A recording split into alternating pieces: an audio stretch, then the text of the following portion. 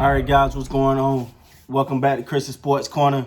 It's been a couple of days, so I posted something here. We'll try to wrap that up a little bit.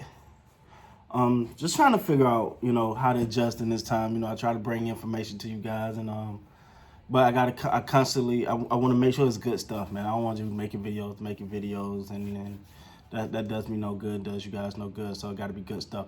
Now, first of all, hope everybody's safe, man. Hope everybody is weathering the storm that we're all facing not only as a country but as the world right now. So I hope everybody's doing the things we need to do to continue to stay safe.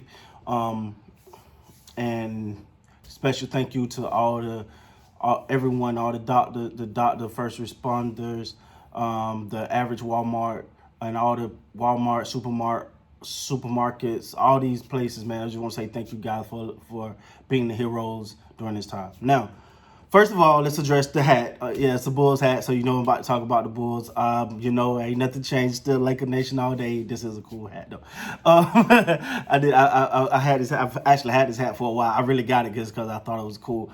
But real quick, so I want to do a reaction to this Last Dance documentary, and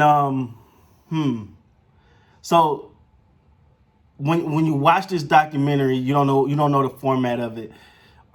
It started to feel a little bit like a Michael Jordan documentary more than anything. But you have to expect that as well. He is Michael Jordan. Like, that's what happened when you become Michael Jordan. When you're the best, arguably the best basketball player of all time, so that's always going to be up for debate.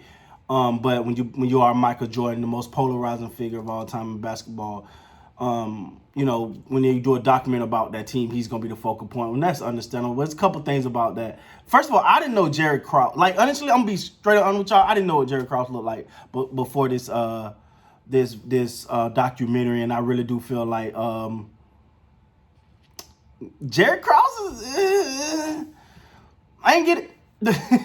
I don't want to say he's stupid, but... Like, you got Jordan, you want to push Phil out the door. Let's start there.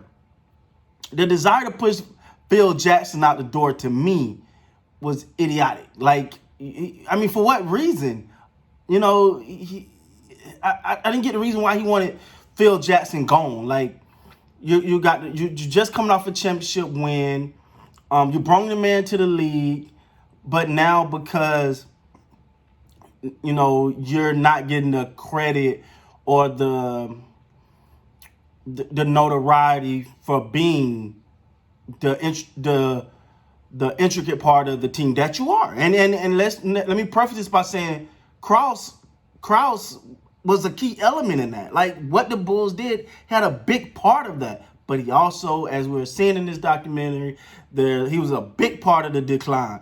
Now, first of all, Jerry Krause, if I'm understanding this based off this documentary and, past, just little things I've heard throughout the years, he wanted the props. He wanted to be known as the guy who, put this thing together. And, he wasn't given that.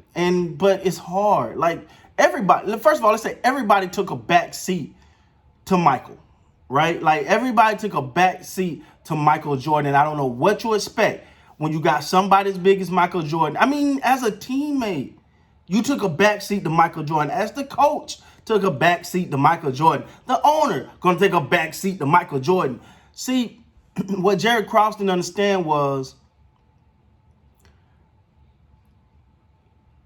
he was not the focal point of, nobody would know who. Like, you gonna get your props here and there, but overall, that's what upper management is. That's what behind the scene guys does. It's a person that does everything. It's a person, it's a face. And sometimes that face, whether it be sports or music or whatever, that face is cool. But it's the person behind the scene that's really making the things happen. I'll give you a quick example. We know we'll talk hip hop. We know Lil Wayne. You may most likely you know Birdman, but do you know Slim? Slim, yeah, that's the guy who runs Cash Money Record. That's a quick, in case you could tell me Cash Money fan. But yeah, that's the guy. And so but you got to be cool in that role. And contrary to popular belief, that's not easy. It's not easy to watch everybody get the praise and Phil get known and Michael get known and the owner's the owner, so he's automatically on his pedestal, and you're the guy that sat next to the owner. So let's get rid of Oakley. Let's put the pieces around Mike and let's build this thing. And you single-handedly put this thing together, and then nobody recognized. You can literally walk through the mall and nobody gonna even know. That's hard to deal with, especially with a team that was so polarizing. So moving on. So that Scottie Pippen. What Scottie Pippen, I understand his frustration. He should have been compensated more. He should have been able to renegotiate his contract, but he asked for he sought before the guy to sign the contract, and the owner, I forgot his name, says you should not. This is not a good deal for you. Only the person you're signing the contract to, you say, hey, this is not a good deal for you, my man. And you say, no, I want this deal. Hey, this is not a good deal for you. I want this deal. Okay, don't come back in my office and ask me for any more money. No, okay, I want this deal now. It was a bad deal. It looked good at the beginning. And it's a lot of contracts like that. Every contract look good when you first sign it, but as time goes on, that's why you see players come back and always try to renegotiate, and many times they can't. But the Bulls owner was very, very firm in saying, "Don't come back here because you ain't renegotiate until this contract is up." And Scottie should have took a shorter deal, less money right then, but then could have signed a much. He could have, as they said in the documentary, he could have did 9 times the amount of money he made. But at the end, when he had the injury, and then he wanted to wait to almost the beginning of the season to get the surgery so he can miss all this time and hurt the team. It was straight selfish. All right, that was a selfish move on his part. Even though I get what he was trying to say, I get his okay, y'all don't you ain't take care of me, so. But my man, that's personal responsibility. I say on my channel all the time, I preach personal responsibility. Personal responsibility. You asked for this contract.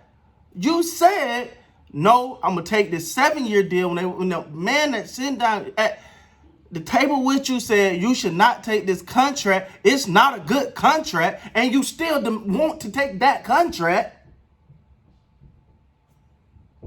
And then you get mad because you got the contract that you took. Hey, so I get it, but to go as far as demand a trade and they ain't gonna play and all of that, which we know how that played out. But to demand a trade and all these things, to me, I felt like come on, man, just man up now, man up, because if you man up and don't cause this spectacle, you probably have a bright future moving forward. You probably get yourself and look a lot more attractive to teams once you're done with, the Bulls, because I think the fact that Jerry Krause told Phil Jackson, I don't care if we win 82 games this year, this is your last season, was to automatically write on the wall. When Jordan come out and said, I'm not playing for another coach, you notice the writing on the wall. You go in, you got to use this as your opportunity to show the world, who you are, and really just try to take the lead by storm, so you can walk out that door and say, all right, now pay me, it's pay time, pay up. to the rest of the league, and but you don't want those little blemishes, those little asterisks next to your name. So I did feel like the documentary was a really mostly focused around Mike, but again, he's Mike. I'm enjoying the documentary so far. Just to go back and relive it. I don't know about you guys, but when that theme music came on, the introduction music, it took me back to a place that as a child, when I used, because I couldn't, like I didn't have cable, so I would like have to go to a friend's house or something, and hopefully they are watching the game. And I remember watching it because it came on late, and watch the game, and the music go off, and I'm like, oh, I go Mike, and I'm a kid, and oh man, it really took me back to a place and time, man, and I'm enjoying it, man. Like I said, ain't much going on in the world of sports right now, but this, and I stayed up. I had me I had me some popcorn. I had me a little drink, and I'm enjoying this documentary to relive it and see, you see the passion, the drive that a person like Michael Jordan has that literally sometimes make him seem insane. The way that he was going at the players, even on the practice in the practice facilities, and and you know what? Something else I wanted to point out too. LeBron James and the NBA, we get those players a lot of slack for, oh, y'all too buddy. Well, Michael Jordan and Danny Ainge went golfing in between playoff games. That's not buddy. So again, I'm also gonna point out little things like that we criticize today, that we criticize play about today, that we didn't criticize back then, just because there wasn't so many cameras and it wasn't on social media, but they did that as well. So let's point that out. With that being said, guys, that's my take, man. I hope everybody enjoying this documentary. Maybe a few points on here I missed. If I did, let me know down in the comments and we'll talk about it. I just want to say, I'm gonna try to get more lives going, guys. I'm gonna try to figure out more. But we do got the draft coming up, so I'm gonna be doing a lot of stuff for the draft. I'm even thinking about doing a draft party at the house in completely quarantine. So it's gonna be a whole lot of me and myself and I at the house, completely quarantined, safe, social distance draft party, because the draft is this week. So look out for that, guys. I don't know how I want to do it. If I don't know the reaction, we're gonna go live during it. We probably can go live and break down each draft pick and see if we think that was a good pick or not. So if you guys got suggestions how y'all would like me to do that, leave those down in the comments as well. And until next time, guys, you guys be safe. Again, guys, thank you guys for watching, support, everything. With that being said, until next time, peace.